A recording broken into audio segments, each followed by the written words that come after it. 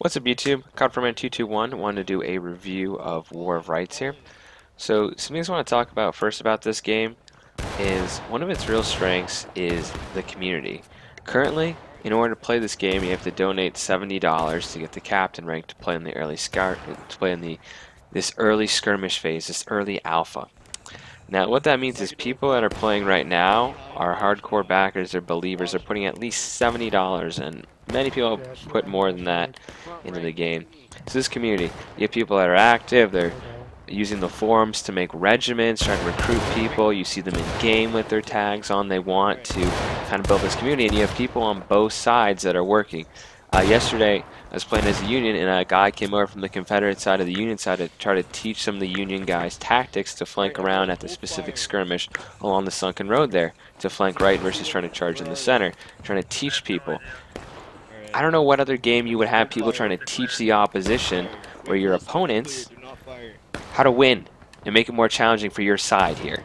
The thing is, this is the Civil War.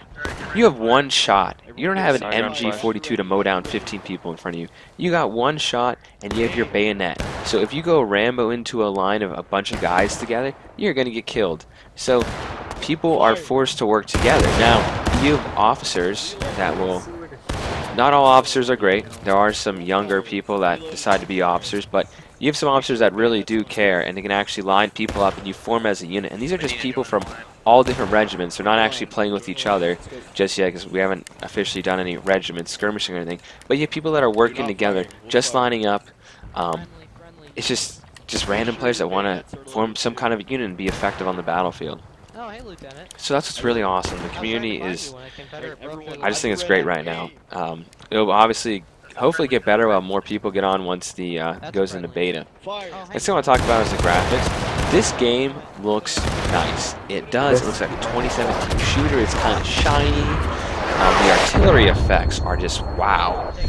They just blow you out of the water when, I mean, it's all AI controlled artillery for now. There'll eventually be artillery and cavalry in the game, but you're trying to line up and get things in order, and all of a sudden the artillery comes down and it gets all, you know, hazy, and you get like suppressed. It's just really cool.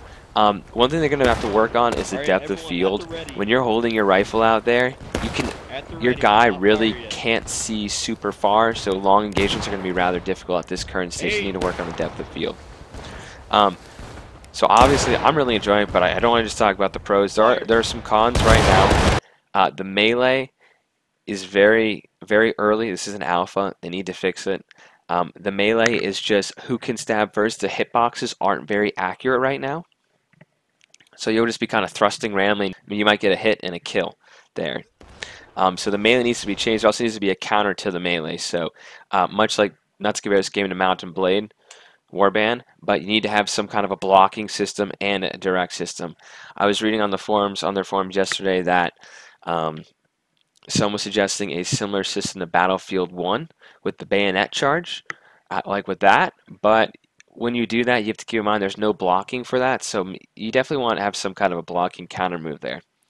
Another thing right now is, too, they have 4 servers up. These are for skirmishes, and that is, you know, players battling each other, because we used to just have drill camps, which are only on their own. When they put up these 4 skirmish servers, right? Put up these 4 skirmish servers, they got rid of the 2 drill camps. So they used to, before, up until May 18, 2017, they just had drill camps. One Union, one Confederate, and regiments would drill, and they couldn't play with each other. It was just they couldn't skirmish. It's just your drill camp. So unfortunately, when they brought up those 4 servers for the skirmishes, they decided to get rid of the drill camps. I think, will bring those back. It's nice now that we have proper skirmishes we can do, but we need to have the drill camps to have the regiments start forming up and being able to practice. Because I was practicing with the regiment last night, and we were on an empty skirmish server, because everyone only goes on to one server. There's always just one server that's full and the other 3 are empty. But because there's an auto balancing in our Union practice there, we had 2 guys that had to play Confederates to balance it out. So that would be something to consider. Overall, though, keep in mind, if you do decide to purchase this game, it's $70, 70 US dollars to get into the early alpha phase here. The skirmish phase is what they're calling it now, because skirmishes are out. So what you'll be able to get here is you'll be able to play skirmishes with other players, And the game's going to keep updating. Since they brought out Skirmish, there's been 2 or 3 updates over 600 megabytes each. They're trying to fix issues right now. This game is only going to get better, in my opinion. So I would definitely recommend it. If you want to hold off and purchase a beta access code, I think that's $30 or something. So if you don't have 70 right now, just wait. The game is going to be improving. It seems like now, once Skirmish are out there, it's going to be really focusing on that and helping out players and really trying to improve. But it's great that we now have player versus player. So I just wanted to sum up here. The pros, it has a great community, good graphics. The gameplay is fun, even with a little bit issues with Melee.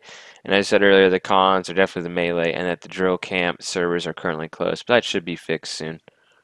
So that's just my 2 cents on War of Rights. I'm going to continue making some more videos on that. And I hope you guys enjoyed the review. Let me know what you think in the comments of the game down below if you played it, or what you think of the media, if you watched any videos, if you think you actually purchased the game or not. Anyway, Copperman221 sign off. Hope you enjoyed the review.